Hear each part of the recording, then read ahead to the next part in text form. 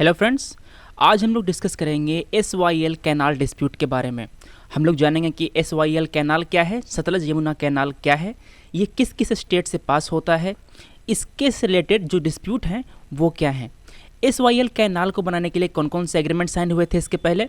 फिर हम लोग ये देखेंगे कि पंजाब इस कैनाल के खिलाफ क्यों है, इस पे हरियाणा का क्या कहना है। पंजाब ने इस कैनाल का निर्माण करने के लिए जो ज़मीन ली थी उसको इसने एक बिल पास करके उन सब किसानों को लौटा दिया है।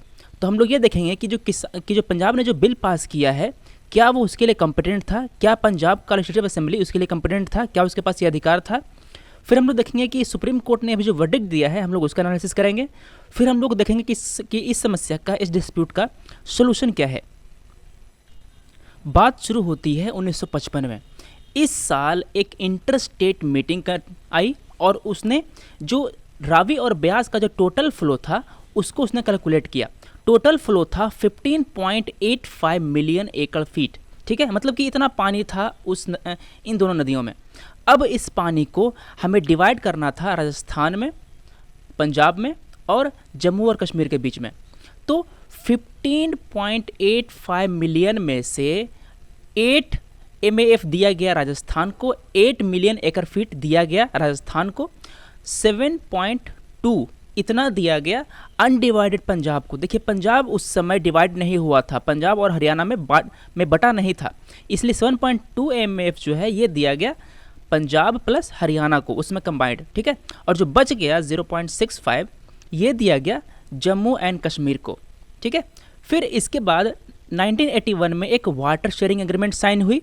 ठीक है, ये देखिए 1966 में हरियाणा और पंजाब डिवाइड हो चुका था, 1981 में ये एग्रीमेंट साइन हुआ। इस एग्रीमेंट में ये डिसाइड किया गया कि एक सतलज यमुना लिंक कैनाल, यही है SYL कैनाल, ये कैनाल बनाया जाएगा ताकि जो पानी है वो फ्लो हो सके। देखिए कंबाइंड पंजाब को दिया गया था 7.2। अब जब पंजाब का डिवीज़न हुआ तो 7.2 को डिवाइड किया गया 3.5 और जो रेस्ट बच गया उसमें 3.7 में, तो 3.5 मिलियन एकड़ फीट वाला जो पार्ट था ये दिया गया हरियाणा को। ठीक है, अब चूंकि पानी जाना है पंजाब टू हरियाणा इसलिए एक कैनाल का निर्माण किया जाना था, यही है SYL कैनाल। ये जो कैनाल है ये पंजाब में भी है और हरियाणा में भी। देखिए ये है हमारा सतलज रिवर, सतलज यहाँ है और यहाँ है यमुना। ये जो कैनाल है वो सतलज को यमुना से जोड़ता है, ये है SYL कैनाल। इस कैनाल की लंबाई है 214 किलोमीटर, जिसका 122 किलोमीटर पड़ता है पंजाब में और 92 किलोमीटर पड़ता है हरियाणा में। डिसाइड ये हुआ था कि ये जो 214 किलोमीटर की लंबाई वाला कैनाल है तो दोनों राज्य पंजाब और हरियाणा, जो पार्ट हरियाणा में पड़ेगा उसका निर्माण करेगा हरियाणा सरकार, और जो पार्ट कैनाल का जो पार्ट पंजाब में पड़ेगा उसका निर्माण करेगा पंजाब सरकार। तो देखिए इस कैनाल में से पानी आना था पंजाब टू हरियाणा, तो हरियाणा ने तो खुशी खुशी अपना जो कैनाल था उसका निर्माण कर दिया, मगर पंजाब में विरोध उठने लगे। देखिए वाटर एक बहुत ही सेंसिटिव इशू है, कोई भी स्टेट दूसरे देश को अपने हिस्से का पानी नहीं देना चाहता। देखिए अभी कावेरी डिस्प्यूट चल रहा है, उसमें तमिलनाडु भी कर्नाटका को पानी देने से इनकार कर रहा है। उसी तरह पंजाब भी ये कह रहा है कि हमें खुद अपनी ज़रूरत पूरी नहीं होती, तुम्हें कहाँ से पानी दें। ठीक है, पंजाब ये तर्क दे रहा है कि जो डिवीज़न हुआ था पानी का वो हुआ था 1920 के फिगर के अनुसार, मगर अब जो तस्वीर है वो काफ़ी चेंज हो चुकी है। अब पंजाब की दिक्कतें बढ़ गई है, उसे और ज़्यादा पानी चाहिए। हरियाणा का कहना है, हरियाणा का ये कहना है कि हरियाणा एक वाटर डिफिसिट स्टेट है, इसको तो हिस्सा चाहिए ही चाहिए, अगर इसको हिस्सा नहीं मिला तो इसका जो एग्रीकल्चर प्रोडक्शन है वो घट जाएगा। अभी हम वैसे भी देख रहे हैं कि अभी हमारे वहाँ पे जाट प्रोटेस्ट हो रहा है, क्योंकि जाट की जो खेती बाड़ी है उसमें काफ़ी नुकसान हो रहा है, उन्हें जो प्रॉफिट था वो कम होता जा रहा है।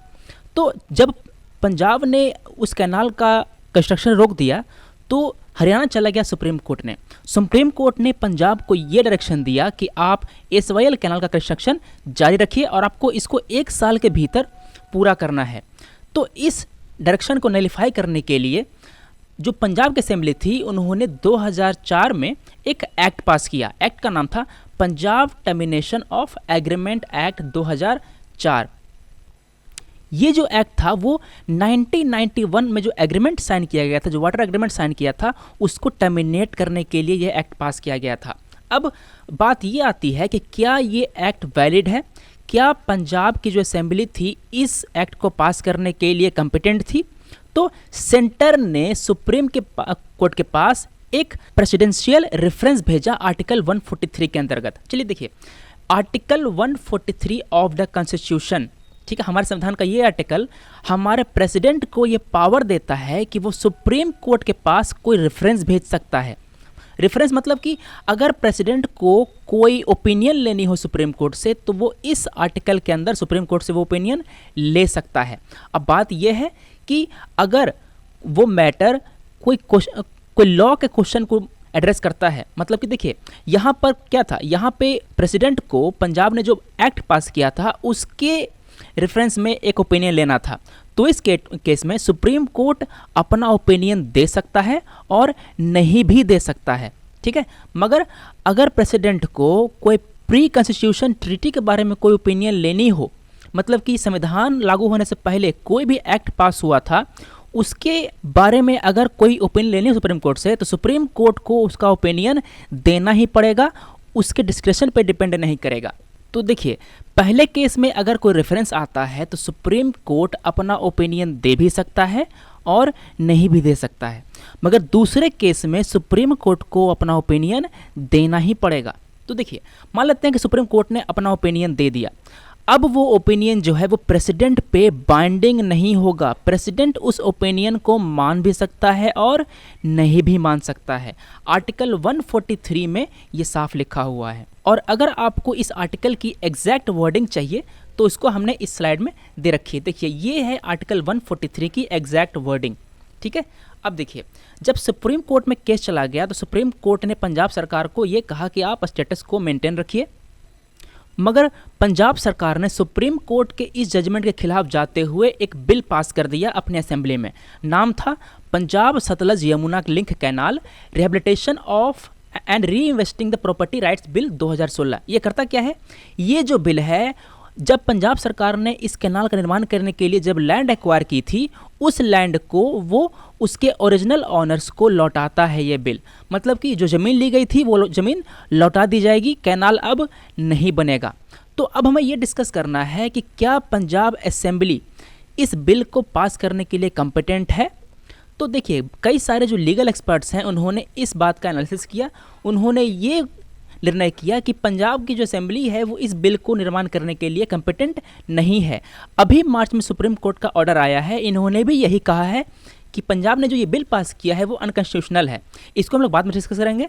पहले हम लोग ये देख लेते हैं कि पंजाब की असेंबली क्यों कॉम्पिटेंट नहीं है। तो उन्होंने 3 कारण दिए हैं। सबसे पहला कारण ये है कि जिस सब्जेक्ट के लिए ये बिल बनाया गया है वो सब्जेक्ट यूनियन लिस्ट के अंदर आता है।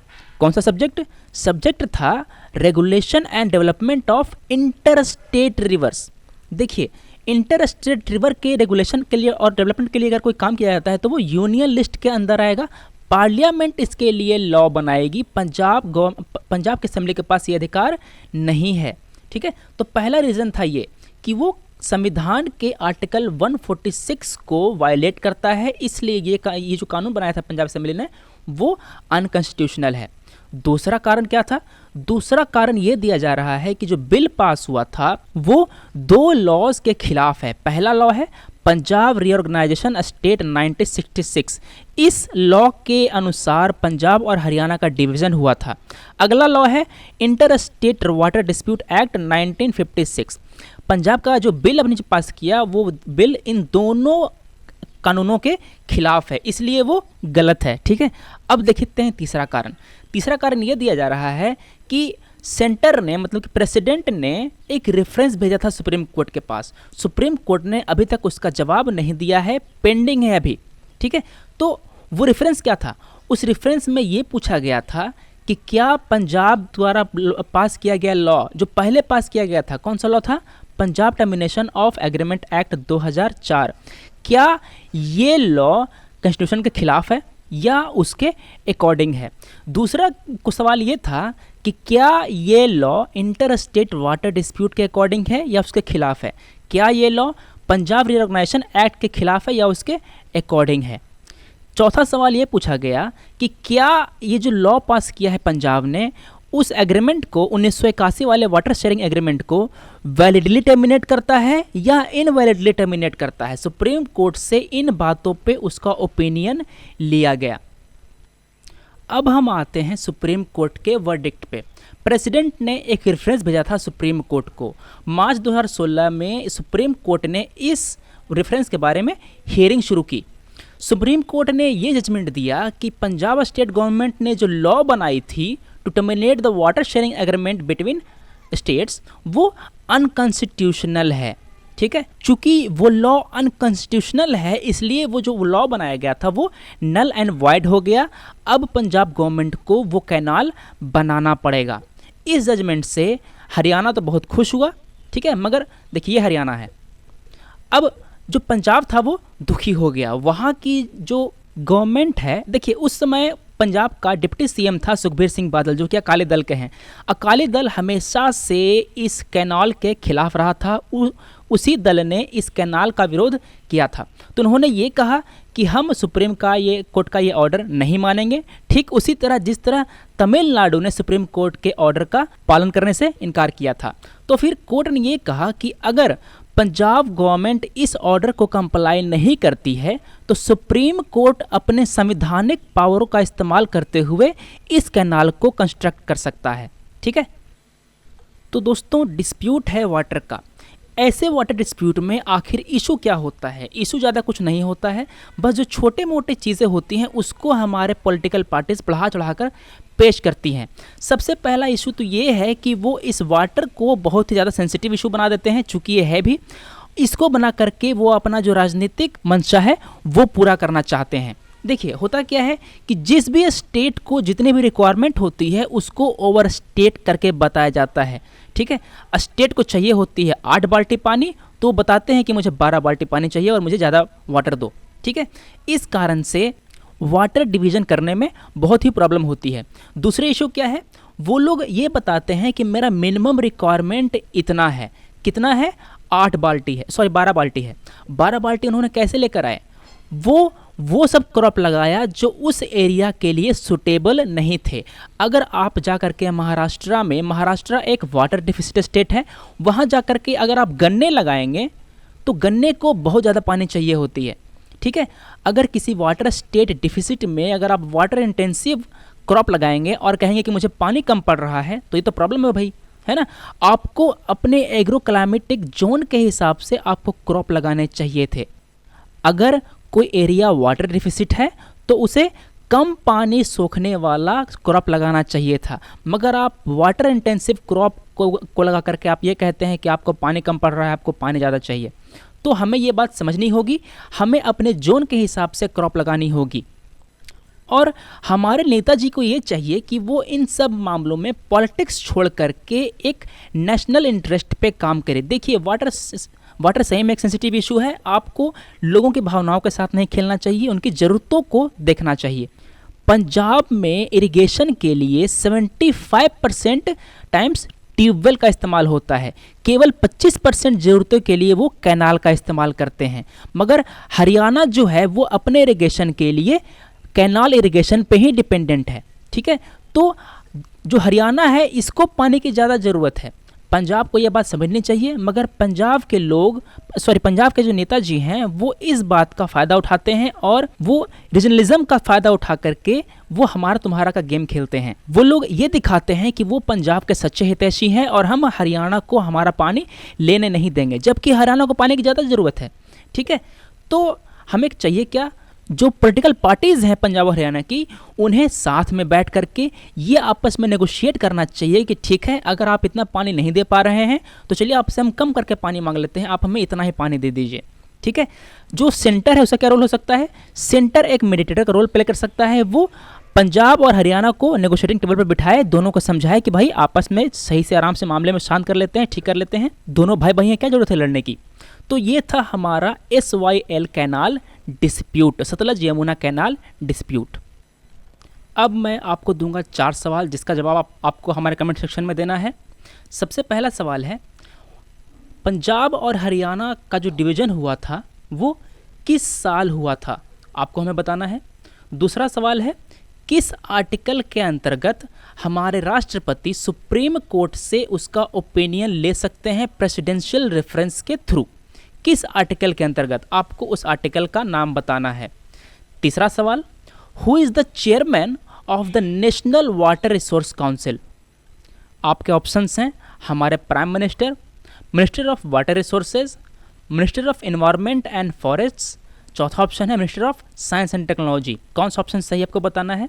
चौथा ऑप्शन है supreme court of India tenders its advice to the president on the matter of law और fact on its own initiative if he seeks such an advice. राष्ट्रपति अगर कोई ऐसा एडवाइस चाहते हैं तब, या सुप्रीम कोर्ट खुद दे सकता है एडवाइस अपने मन से ही। तीसरा है only if matters related to fundamental rights of citizen. 3 cases दिए हुए हैं, किस केस में सुप्रीम कोर्ट राष्ट्रपति को अपना एडवाइस टेंडर करता है, आपको ये बताना है। आपके पास 4 ऑप्शन नीचे दिए गए हैं, चारों सवालों के जवाब आप हमारे कमेंट सेक्शन में दीजिए। हम लोग मिलते हैं अगले वीडियो में। Thanks for watching, take care.